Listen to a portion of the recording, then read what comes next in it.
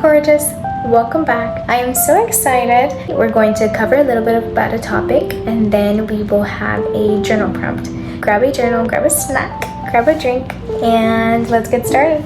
My name is Santa Rita. My goal is to inspire you to be a little bit kinder to yourself through cultivating self-love and developing a growth mindset. Because when we love us, when we trust ourselves, when we love ourselves, and we've taken the time to build ourselves, we can navigate most any and everything because we trust ourselves. So if we take all this time to perfect and work on this tool, of course I know my tool is gonna work through anything I bring through life because I've been working on it. I've been taking the time to look at it, make sure it's good, build it, and that's what we're doing. The first step is obviously understanding what self-concept is, right? When we think about self-concept, think about it as looking in a mirror. The mirror doesn't only reflect what you look like. It's not only your appearance. It is also your thoughts, your feelings, and your beliefs. In essence, it is the idea of how we see ourselves. It is the lens through how we see not only us, but also the world around us. Who we believe we are has been influenced by so much around us, especially when we're kids. Because around the ages, I think it's 1 to 7, around 12, they're basically like sponges. So during these times, we just kind of get told who we are. So later at life, we navigate life through our default of who we think we are. So we've never really taken the second to stop and say, what do I think about this? How do I really feel about this? We're kind of just navigating life through our default, which is us having been a sponge to everything around us when we were young. So for example, part of our self-concept, right, part of who we think we are might be, I'll take mine for example. I remember in like elementary school, I was the weird kid because I was convinced I was a fairy and I had moon meetings and, you know, I was a weird little kid. So yeah, I was weird. But come on now, Wings Club.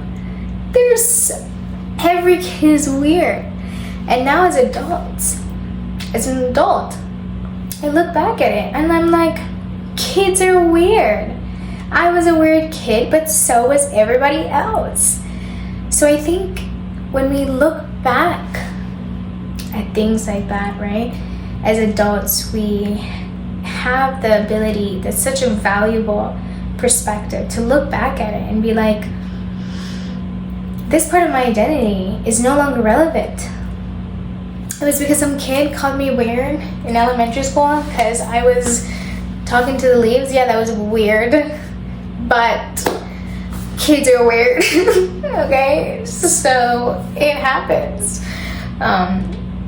So there's parts of it that take the time to intentionally look at it and ask yourself, is it worth still holding on to, right?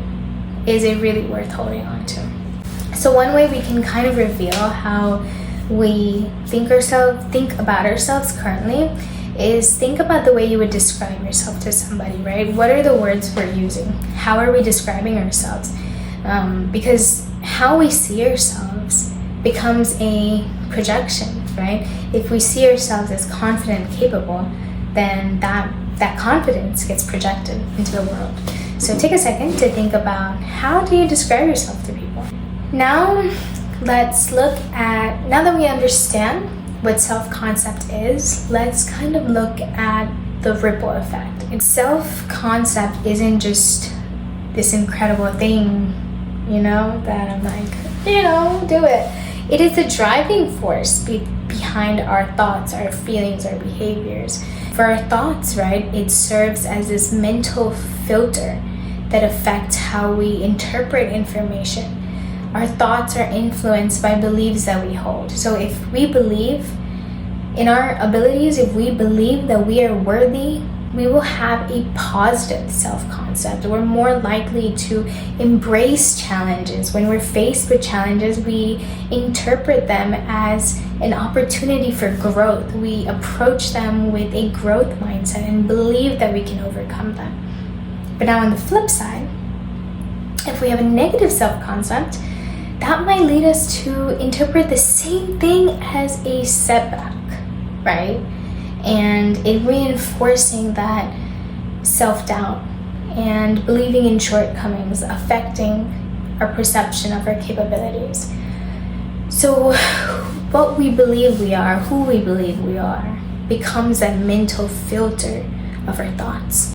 When it comes to our feelings, right, it shapes our feelings. If we have a strong sense of self-worth and confidence, if we know we deserve to feel happiness, we deserve to feel contentment, we deserve to feel pride, we will go out and seek that, and we know that we will be deserving of that. If we have a negative self-concept, then that might lead us to feeling insecure or doubt or having anxiety. With behaviors, same thing, right? If we have that trust in our behavior, we have that trust in ourselves, in our abilities, then we're more likely to take those risks. We're going to take those ambitious goals. We're going to persist in the face of challenges. We're going to set those, those ambitious goals. We're going to be those go-getters because we trust in ourselves, and we know our behaviors are going to back those up. But if we have a negative self-concept, right, we're imposed by limitations, we're reluctant to try new things, we avoid opportunity, and that becomes something that hinders our personal growth. Self-concept is also going into the external world, right? Our relationships and our aspirations, they become a direct impact of what we believe who we are. So it becomes this hidden script we carry in our endeavors and our interactions. It becomes this framework of how we navigate life based on who we think we are. When it comes to relationships, think about how you may interact with others. If you have a positive self-concept, then you will approach relationships looking for mutual respect, looking for an opportunity to build on something, looking for giving and receiving love, and knowing that it takes commitment. But if you have a negative self-concept, then you may be going into a relationship seeking validation. You may be tolerating mistreatment because you don't know what you deserve yet. So you're willing to accept less.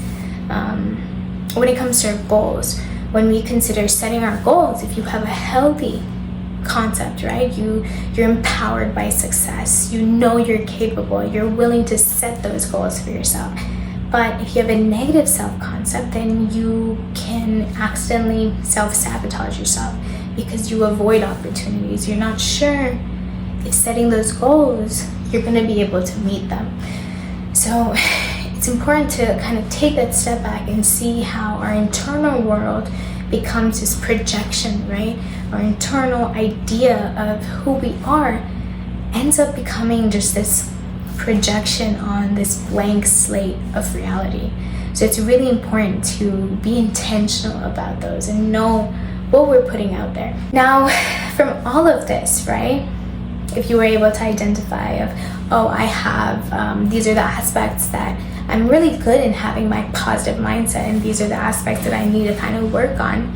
Hey, that's step one, because our self-concept is not set in stone. It's malleable, it's evolvable.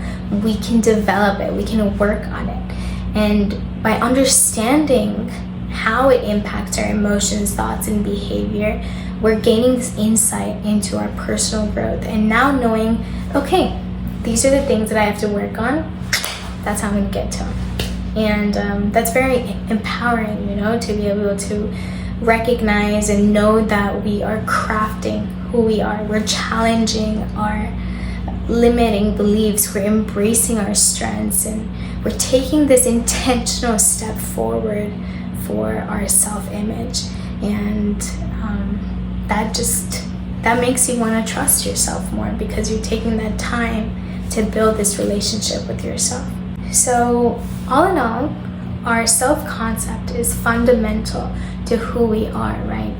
It becomes this framework of who we are, and we default on it. Our internal way of how we interpret the world is impacted by it, and the way we give out to the world is impacted by it. So, instead of living our life on default so much, because we are a sponge to our world in the beginning, now it's time to kind of take a step back and reflect, right? So grab out your journals if you've been having them, and our journal prompt is journal about how you currently perceive yourself. And I want you to note both positive and negative things, and just kind of look over it and see how are you putting down on paper, which one is balancing more. Are you finding it easier to write positive words than negative words? Are you finding it easier to find negative things and positive things to describe yourself? Kind of take some time. I would say maybe 10 minutes. Thank you. Let's conquer the world together.